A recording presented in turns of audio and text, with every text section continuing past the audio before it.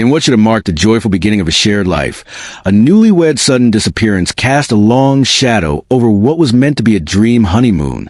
The story begins on the scenic rooftop of the Leilani Royal Hotel in Waikiki, Honolulu, a picture-perfect setting for a wedding.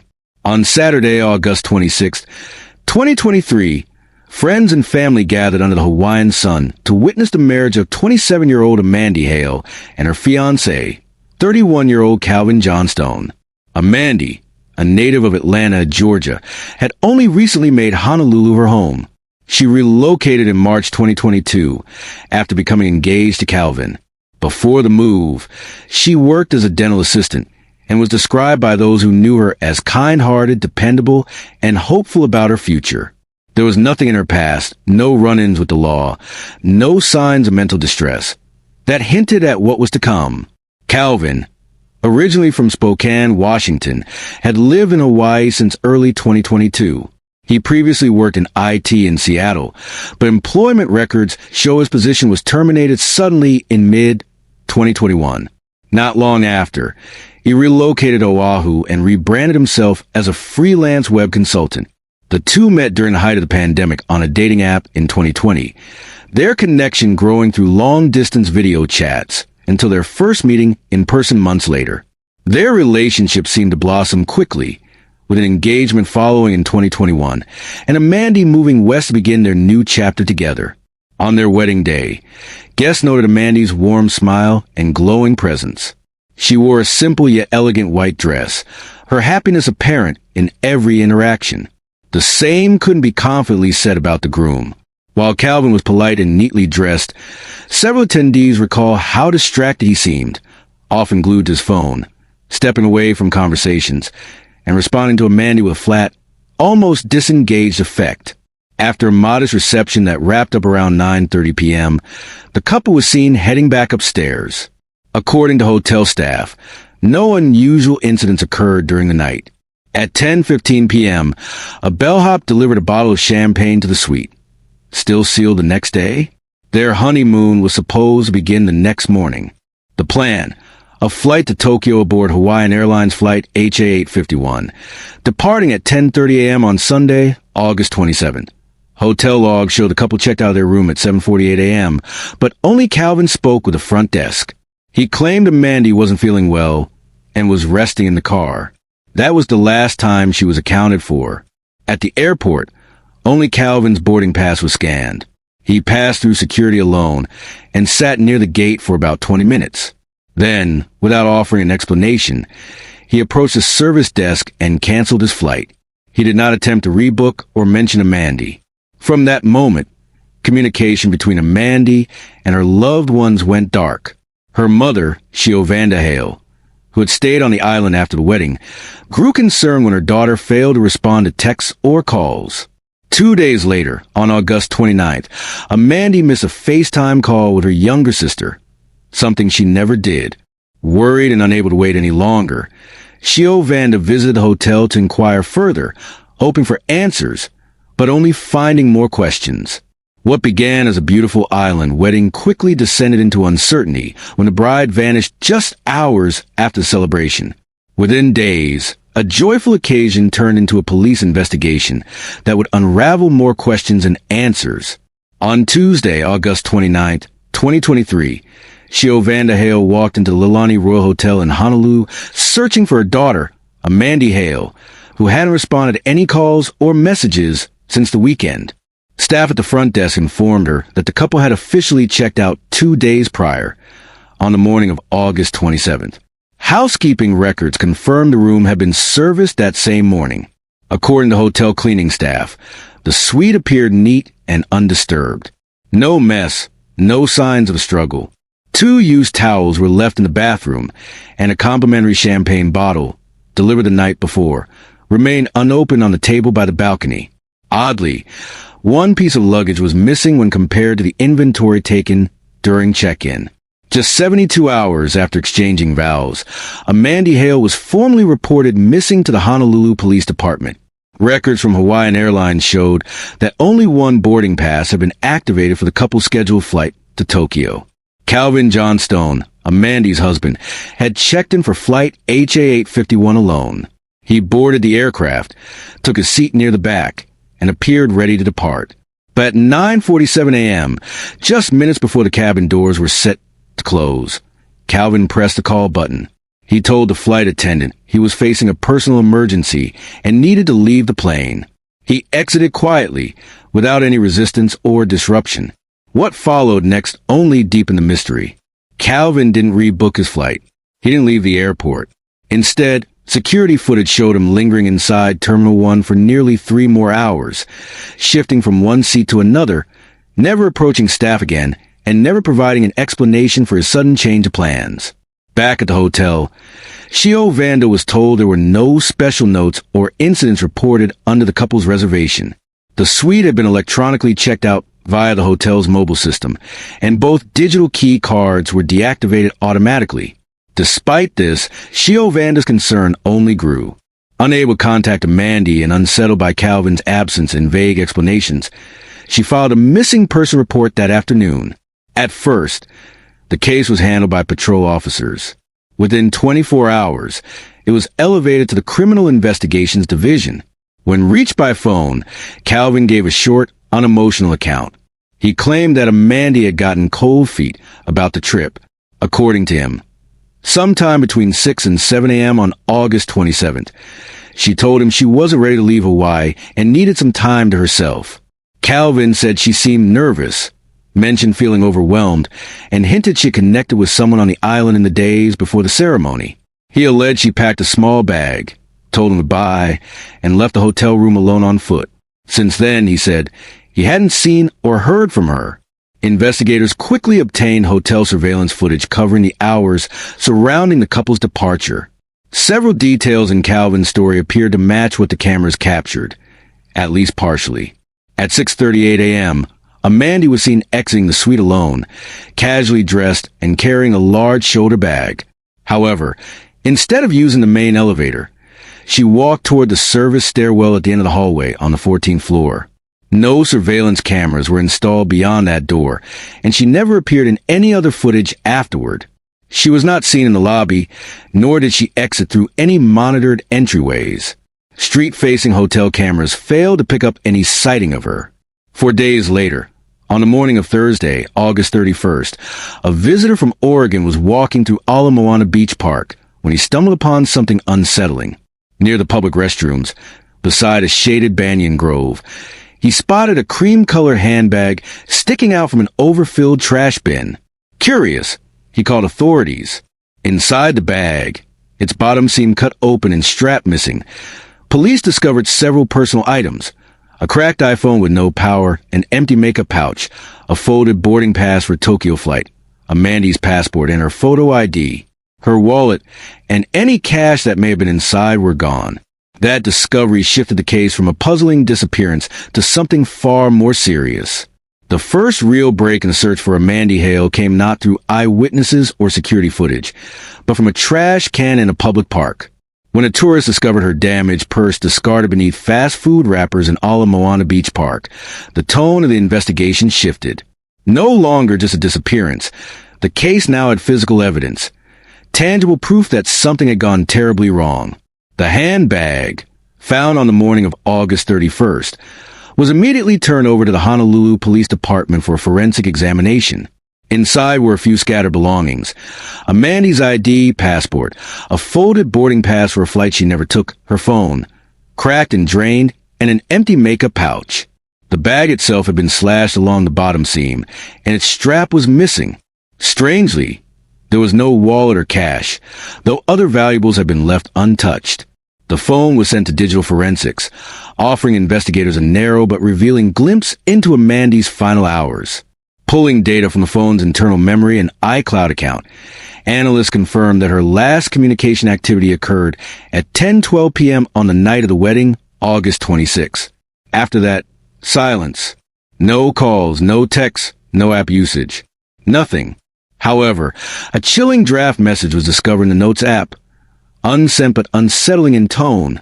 Something's not right. I think I made a mistake. By September 1st, Detectives Mako Tevis and Nyla Budrow had officially taken over the case.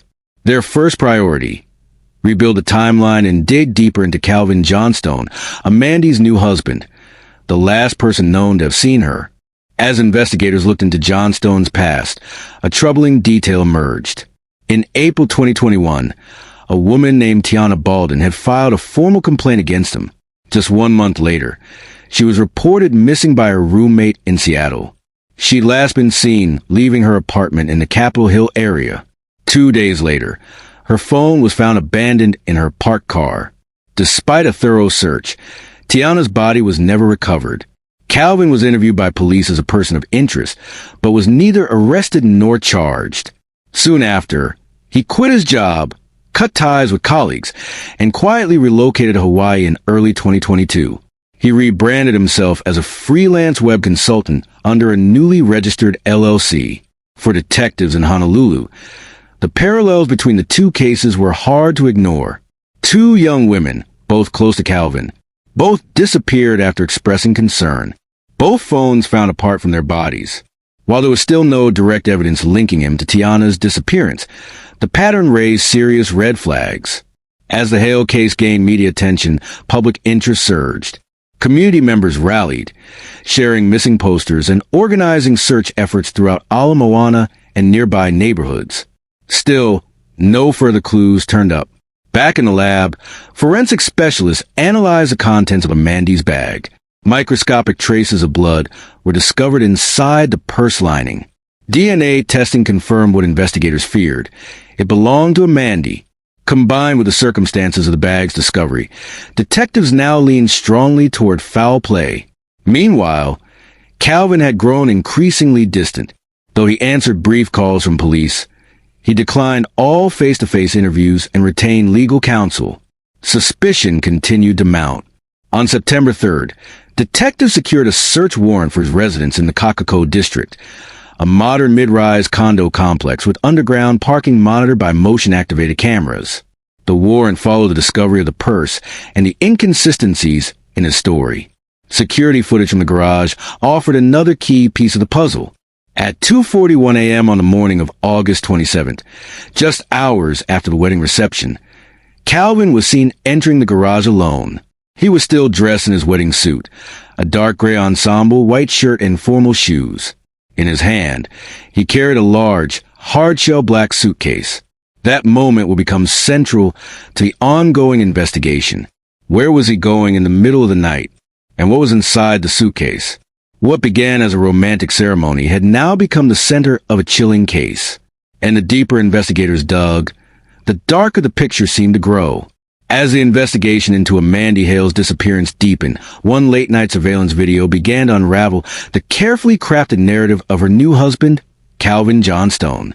At 2:41 a.m. on August 27th, 2023, just hours after their wedding reception, Calvin was caught on camera entering the underground parking garage of his condominium. He was still dressed in his wedding suit. In one hand, he carried a large black hardshell suitcase.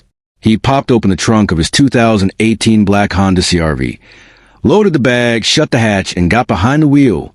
At 2:47 a.m., the vehicle pulled out of the garage and into the quiet Honolulu night. This timeline directly contradicted Calvin's earlier claims. They had gone to sleep and last saw Amandi around 6 a.m. surveillance and traffic data would soon tell a different story. Using license plate recognition systems and digital toll records, investigators tracked the SUV as it headed eastbound along the Kalanianel Highway. It passed several checkpoints between 3 o'clock and 3:30 a.m., its path leading toward Makapa Point, a rugged, isolated area known for sharp cliffs and turbulent ocean waters. The final traffic camera recorded the vehicle at 3:25 a.m., after which it disappeared from all surveillance. It wasn't seen again until 4:41 a.m. when it reemerged, heading back from the same direction. Makapa Point is a place most people avoid after dark.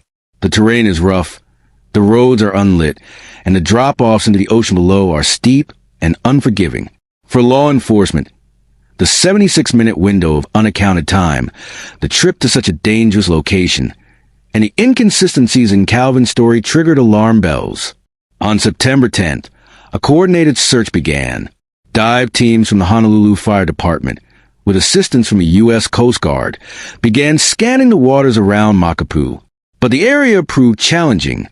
Limited visibility, jagged underwater formations, and strong currents hampered their efforts.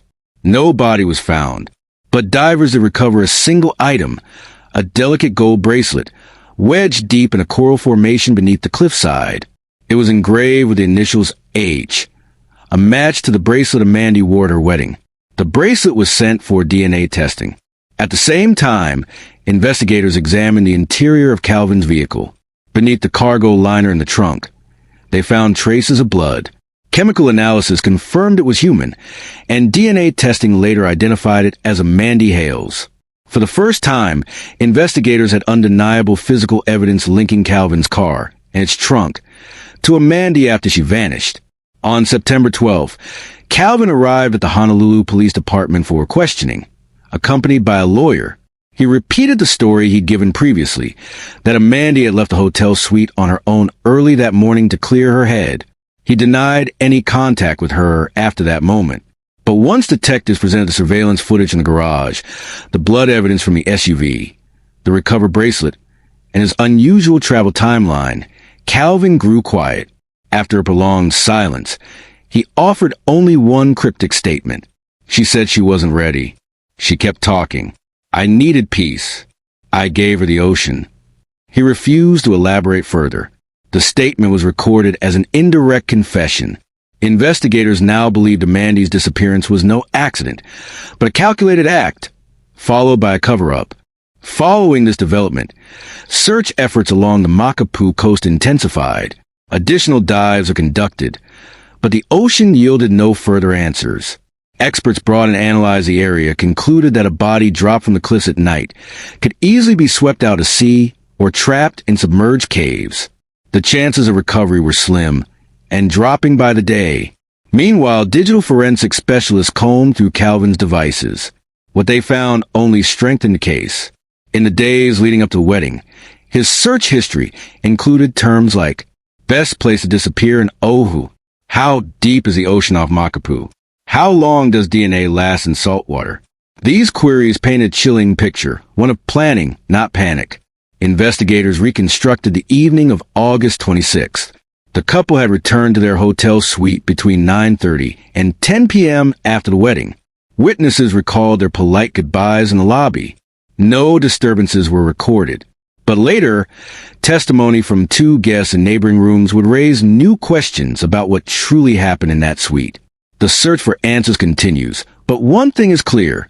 The fairy tale ended long before the honeymoon began. As the investigation unfolded, new details began surfacing. Quiet clues that painted a darker picture of what really happened inside the honeymoon suite of the Leilani Royal Hotel. Guests staying in nearby rooms on the 14th floor would later tell detectives about something they initially brushed off. In the early hours of August 27th, shortly after midnight, they had heard raised voices coming from a newlywed suite. One guest described it as a tense, muffled exchange that went on for about 15 to 20 minutes. No screaming, no crashing sounds, just what seemed like an intense argument between two people behind closed doors. By 12:20 a.m., the noise had stopped. At the time, neither guest contacted hotel security. They assumed it was nothing more than a typical marital disagreement after a long day. It wasn't until weeks later, when investigators interviewed them, that their memories became a crucial piece of the timeline. But it was something else, far more intimate and revealing, that shifted the course of the case. Digital forensic experts recovered a voice memo from Amandi's iPhone, synced through her cloud account. The file, time-stamped at 12:07 a.m. on August 27th, was just over 3 minutes long. It began quietly, ambient sounds, possibly the balcony door gliding open. Then came Amandi's voice, calm, steady, but unmistakably confrontational. She was addressing Calvin directly. "You lied to me, Calvin, about everything." Those would be her last recorded words. What followed was a rush of movement, a dull thud, and then silence. The memo stopped abruptly. There was no formal end to the recording, suggesting the phone had been dropped or the recording interrupted. This audio file became a cornerstone of the prosecution's timeline. It not only provided a likely time of death, but revealed Amandi's mental and emotional state in her final moments, afraid, betrayed, and aware that something was very wrong. The more investigators uncovered, the more the past seemed to repeat itself. Authorities in Honolulu reached out to law enforcement in King County, Washington, reopening an old file that now took on new relevance. In 2021, a woman named Tiana Baldwin had vanished under suspicious circumstances. She had worked with Calvin in Seattle and had filed a harassment complaint just weeks before she disappeared. No charges were ever brought. Her phone had been found abandoned in her car. Her body was never recovered. Shortly after her disappearance, Calvin left the mainland and started over in Oahu, operating a new business under a different name. While the connection between the two cases was circumstantial, the similarities were hard to ignore. At the same time, Amandi's mother, Amandi Hail, filed a wrongful death lawsuit in Hawaii State Circuit Court. This gave her temporary legal access to Amandi's digital accounts. While reviewing cloud-stored documents and messages, her legal team discovered one last unsent email draft. It had been saved on the evening of the wedding. "If something happens to me, it was never an accident." It was a single sentence, but a powerful one. Though never sent, the file's metadata showed it was typed and saved just before midnight on August 26, combined with the audio memo and surrounding evidence. Investigators saw it as a clear signal. Amandi had feared for her safety. By the end of September, the investigative team had finalized their case timeline. Amandi was last heard from at 12:07 a.m. At 2:41 a.m., Calvin was seen loading a large suitcase into his SUV. By 3:25 a.m., his vehicle had been recorded heading toward the cliffs of Makapu'u. By dawn, he had returned alone.